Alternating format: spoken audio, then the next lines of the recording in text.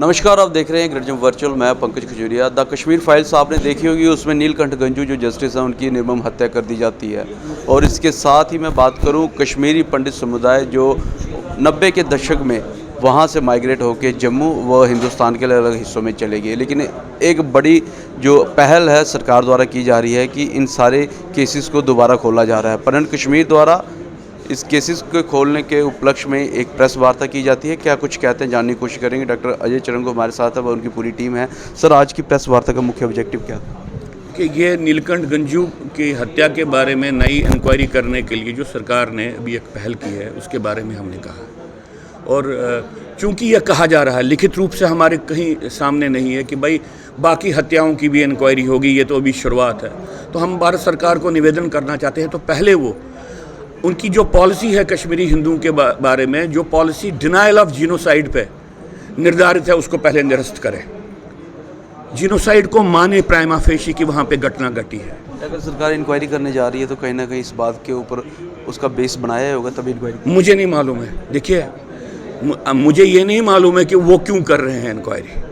उसके राजनीतिक कौन से मुद्दे हैं, कौन सी इंटरेस्ट हैं, या स्टेट के कौन से ऐसे इश्यूज हैं जिसके आधार पे कर रहे हैं। आपको लगता है राजनीतिक मुद्दा है तब कर रहे हैं? क्योंकि ये एक बड़ा बयान हो सकता है। नहीं, कोई कभी अच्छा कोई काम करे, उसका अगर राजनीतिक पहलू, हमको उसकी प्रॉब्लम नहीं है। लेकिन परंतु कश्मीर को वेलकम करना चाहिए था, इससे पहले आप उसको नहीं। देखिए, हम वेलकम हमने कहाँ पे इसका कोई तिरस्कार किया। हम कहते हैं कि इसके फ्रेमवर्क को आप बढ़ाइए। एक जीनोसाइडल किलिंग के दायरे में ये हो रहा है, तो आपकी इंक्वायरी जीनोसाइड को इंक्वायर करने वाली इंक्वायरी होनी चाहिए। उसके लिए बहुत ज़रूरी है आप पहले जीनोसाइड को तो प्राइमा फेशी मानिए और उसके बाद कार्रवाई शुरू कीजिए।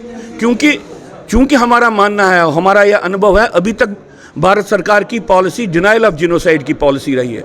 यूं ही ये नीलकंठ गंजू का ये इंक्वायरी उस स्टेज पे पहुंचेगी जहां पे इनके सामने ये तथ्य आएगा कि भाई इसको तो इसलिए मारा गया क्योंकि ये हिंदू था, ये पीछे हट जाएंगे। ये तो हाइपोथेटिकल चीज़ें हैं जिसको परंतु कश्मीर इसको आगे रख रहा है। जैसे कहीं ना कहीं जो है, इससे मैं बात करूं, दो रिलीजन के बीच में या सरकार और आम जनता के बीच में फ्रिक्शन हो सकता है। नहीं, देखिए, अगर जीनोसाइड हुआ है, नहीं हाइपोथेटिकल बात नहीं, हाइपोथेटिकल बात ये भी है कि आप इंक्वायरी कर रहे हैं जीनोसाइड के बारे में, ये भी हाइपोथेटिकल है। हाइपोथेटिकल बात ये भी है कि आप सारे किलिंग्स को करेंगे, वो भी तो अभी तक हाइपोथेटिकल है। हमारे सामने जो है वो ये है कि भारत सरकार की तरफ से जो अखबारों के माध्यम से, मीडिया के माध्यम से आया है, वो ये है कि भाई हम एक हत्या जो हुई है वहाँ पे एक जस्टिस की, उसका फिर से उसके सारे आयामों को फिर से एनालाइज करेंगे। उस संदर्भ में हम ये रिएक्ट कर रहे हैं कि इसका फ्रेमवर्क आप बढ़ाइए। और फ्रेमवर्क अगर आप नॉर्मल क्राइम का रखेंगे तो फिर उस फ्रेमवर्क में आप जस्टिस नहीं कर पाएंगे। ये हमारा अधिकार है बोलने का। हम कहीं थोड़े ही भारत सरकार को बोलते हैं कि इंक्वायरी बंद करो, ये हमने नहीं कहा।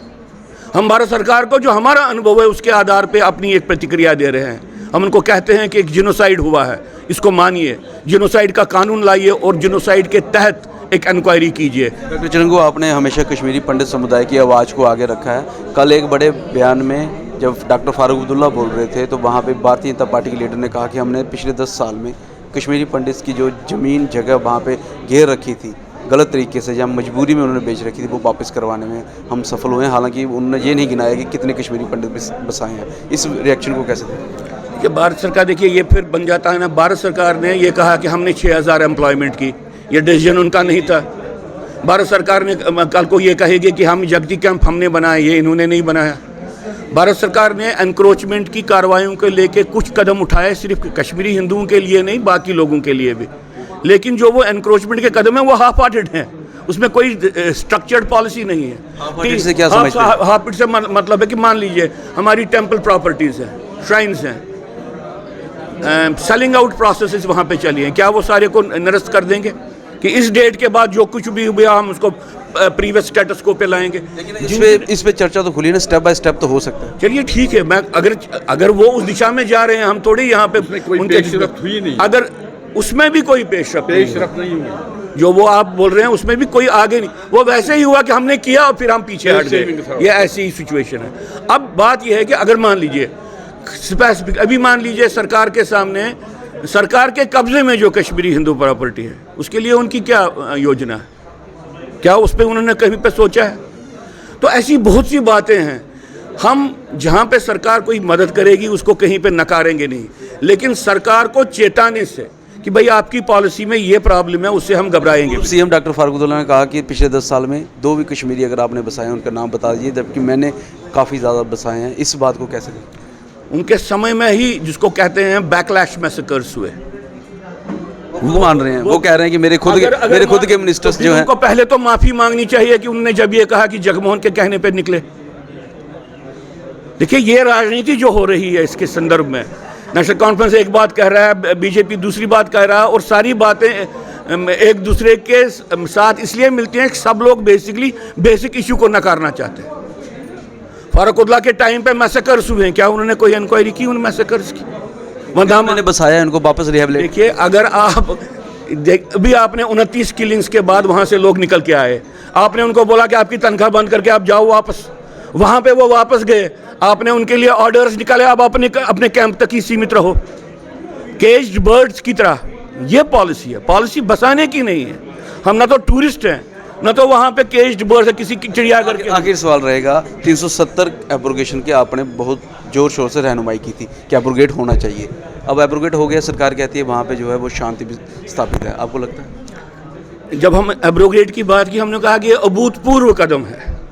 हमने कहा कि ये साम्राज्यिक शक्तियों की जो जकड़ भारत की गर्दन पे थी उसको उन्होंने ख़त्म किया, लेकिन हमने कहा कि अभी आपने दरवाज़ा खोला है, लीगल स्ट्रक्चर एक मुस्लिम स्टेट का आपने ख़त्म किया है, अभी जो डिफेक्टो स्ट्रक्चर है जो अंदर से इसका है उसको आपको ख़त्म करना है। अभी तक सरकार ने शांति स्थापित हुई है। देखिए शांति के बहुत से कारण हो सकते हैं, मैं अगर सरकार की एक्टिविटी के कारण भी कुछ अच्छा हुआ मैं उसको नकारता नहीं, लेकिन मैं नहीं समझता हूं कि जिहाद खत्म हुआ, मैं नहीं समझता हूं कि वहां पे जो हिंदुओं को खतरे हैं वो तरह की प्रेस कॉन्फ्रेंस आज जम्मू में कर रहे हैं, ये प्रेस कॉन्फ्रेंस आज की डेट में कश्मीर में पॉसिबल? मैंने उस वक्त भी की है जब वहां पे जाना भी पड़ा। आज की डेट में आप आज के संदर्भ में देखिए जहां तक अगर ये होता ना, मैं ये प्रेस कॉन्फ्रेंस कश्मीर में करता जो हमारी थ्रेट, यानी कि आपको लगता है कि वहाँ अभी भी शांति जो है सही मायने से स्थापित नहीं? जो थ्रेट है हिंदुओं को वो कहीं पे ख़त्म नहीं हुआ, जो थ्रेट है वहाँ पे वो अभी तक ख़त्म नहीं हुआ, और शायद यही एक वजह है कि आज भी इनको, हालांकि केस खोला गया है, लेकिन केस खोलने के बावजूद भी नीलकंठ गंजू जो जस्टिस हैं उसके खोलने के बावजूद भी जो है इन लोगों को